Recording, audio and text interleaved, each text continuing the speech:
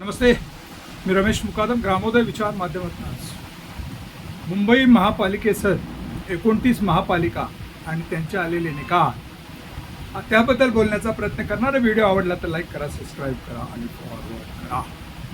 मुंबई महापालिका ही जागतिक अर्थव्यवस्था असलेली आणि मुंबई म्हणजे महाराष्ट्राची राजधानी आहे. या राजधानीवर शिवसेनेचे वर्चस्व गेले 30च्या अधिक वर्ष होतं, परंतु महापालिकेच्या निवडणुकीमध्ये शिवसेना, उद्धव गट आणि मनसे एकत्र येऊन त्यांनी मराठी माणसाच्या अस्मितेला आव्हान देऊन अस्मितेच्या संदर्भामध्ये भूमिका घेऊन जी निवडणूक लढवली आणि भारतीय जनता पार्टी आणि त्यांच्या सहयोगी मित्र पक्षाच्या भांडवलशाही धोरणाच्या विरोधात जोरदार लढत दिलेली आहे.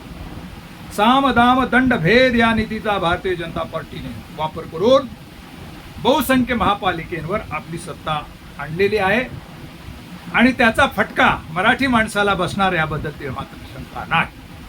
संपूर्ण देशभर भांडवलशाही लोकशाही भारतीय जनता पार्टी गेल्या 11 वर्षापासून राबवतात आणि मराठी माणसाची अस्मिता घेऊन शिवसेना खंबीरपणे त्याला विरोध करत होती, परंतु त्या शिवसेनेचा पराभव झाल्याने, मराठी माणसाचा पराभव झाल्याने आता पोकळी महाराष्ट्राच्या राजकारणावर नव्हे तर देशाच्या राजकारणावर येऊन ठेवलेले आहे.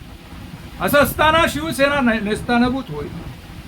शिवसेनेचे 2 तुकडे केलेले आहेत आणि ती नेस्तानभूत होईल, ती लढू शकत नाही अशी भूमिका शहा मोदी यांची होती, परंतु तसं काही झालेलं नाही.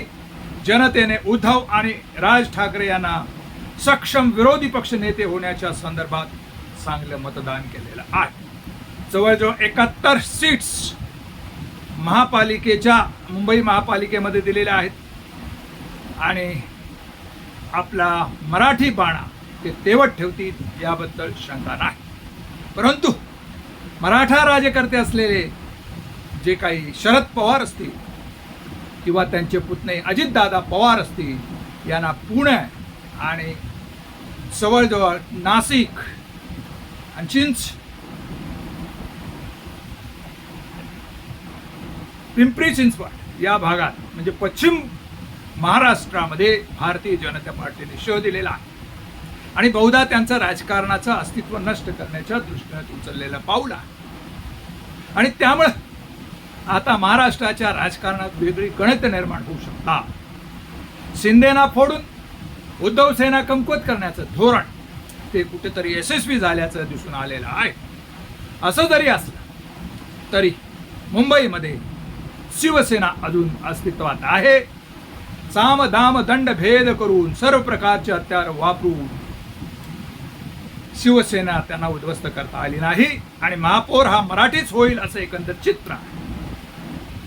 मुंबईचं 114चं बहुमत हे भारतीय जनता पार्टीला काही मिळवता आलेलं नाही.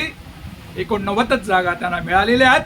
गेल्या वर्षी 84 आणि आता 5 जागा फक्त वाढलेल्या आहेत आणि त्यांना शिंदे सेनेचा टेकू आता घ्यावा लागणार आहे आणि तो टेकू घेताना शिंदे सेनेला काही गोष्टी शिंदे सेनेच्या काही गोष्टी त्यांना मान्य कराव्या लागणार आहेत आणि बाळासाहेब ठाकरे यांचं 100 दिवस आहे, वर्ष शताब्दी आहे आणि त्याच दृष्टीनं मराठी महापौर मुंबईवर असावा किंवा शिवसेनेचा महापौर असावा, त्या दृष्टीनं त्या ठिकाणी शिंदे बार्गेनिंग करतात असं एकूण दिसलेलं आहे.